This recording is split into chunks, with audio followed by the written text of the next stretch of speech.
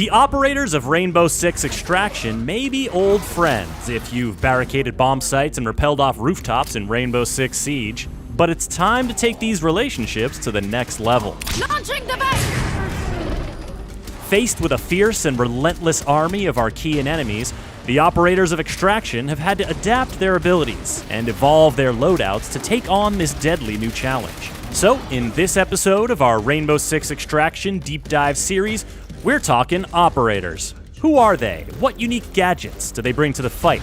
And how do they go beyond what you can do in Siege? How do the weapons and react tech that you choose change the way you play? And what kind of perks and upgrades can you unlock to make these operators more versatile and effective than ever? Now let's meet the crew. I suppose I could just list the 18 operators available at launch, but that might take a little while. Doc, Ela, Pulse, Alibi, Finka, Hibana, Lion, Sledge, Vigil, IQ, Jaeger, Rook, Fuse, Smoke, Tachanka, Capitao, Gridlock, and Nomad. Now, you won't have access to the full roster from the get-go. Extraction puts you on the front lines of an evolving crisis, so Mira, Thermite, and Ash will bring new operators into the program as you progress through the game. Each operator has a unique ability that helps define what they can bring to the table, and what those abilities can do in Siege is just the beginning. As you level up an operator, you'll not only unlock perks and upgrades like faster reload, aim, and weapon swap speed, or the chance to self-revive if you deal enough damage while downed, you'll also unlock upgrades for their unique ability. For example, once Nomad reaches level 7, her knockback mines will straight up delete a variety of full-grown enemies. A level 10 Vigil won't just cloak himself from enemy sight, he'll cloak any teammates nearby and boost their movement speed. And while it's no longer seen in the hallways of Siege, Tachanka's mounted LMG is living its best life in Extraction, facing swarms of vicious Archeans. What could be better? 2 mounted LMGs? Now that's a godly upgrade. Operator abilities offer a wide range of ways to help you tackle problems, and while they're very effective in solo situations, these abilities truly shine when used in a team composition. Let's say you're playing nest tracking, an objective that requires you to get really veterinary on these pulsating nests. Take Pulse and his cardiac sensor. It'll let you spot the nests through walls. And Capitao's crossbow can shoot smokescreen bolts to mask your approach.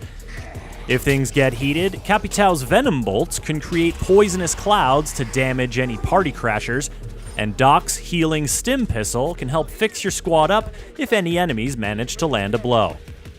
Perhaps you're trying to hold your ground when every Archean in the area gets your GPS location thanks to the explosive charge you just put on their stuff in Sabotage. Gridlock's track stingers can slow or kill enemies in their tracks, while Jaeger's active defense turret won't just stop enemy projectiles, it'll stop enemies dead. If you need to make a hasty getaway, then Sledge is your man. But if you prefer to make your pursuers pay, bring your pal Fuse along to cover your escape. Simply run through a react doorway while the monsters are nipping at your heels, close it, and deploy one of his cluster charges to dump a bunch of grenades on your soon-to-be former pursuers.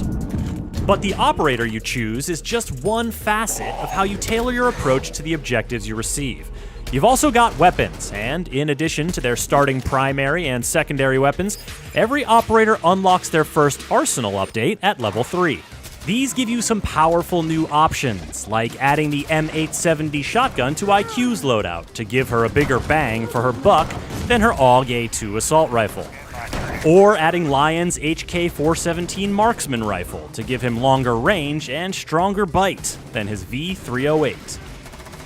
These weapons may be familiar to veterans of Rainbow Six Siege, but you haven't truly appreciated the Bailiff 410 revolver shotgun in Alibi's arsenal until you've coolly popped your way through snarling grunts while carrying a fragile objective canister under your arm. Wielding these weapons in a PvE setting gives them a chance to shine in a whole new way. And weapon attachments like sights, barrels, and grips give you a chance to further customize your approach. Suppressed shotguns are a nasty way to take out close-range foes and quietly make your own doorways, and staying stealthy means nests stay dormant and less enemies spawn. But all it takes is one Archean Hauler to stir things up. When that happens, you'll be thankful you left the suppressor at home and nearly doubled the damage output of Finka's 6P41 LMG.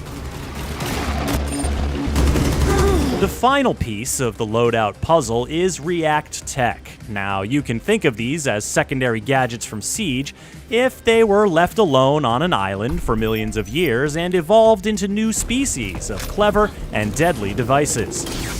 Stun grenades, smoke grenades, claymores, nitro cells, these classics are more impactful than ever, and yes, that includes impacts. But complete objectives and studies to progress further, and you can unlock grenades for paralyzing enemies in place, or quickly finding out what's on the other side of that wall. Bring your own health boosters or revive kits for when Doc's not around. Equip a friggin' laser that dissolves the sprawl right before your very eyes. And React Tech doesn't just do cool stuff on its own. It really amplifies the kind of synergies you can explore with your crew. Tachanka's turret with an enemy projectile blocking field wall. Scan drones with high penetration rifles. Arc mines with... Oh god, you got zapped so bad. Oh, you're dead now.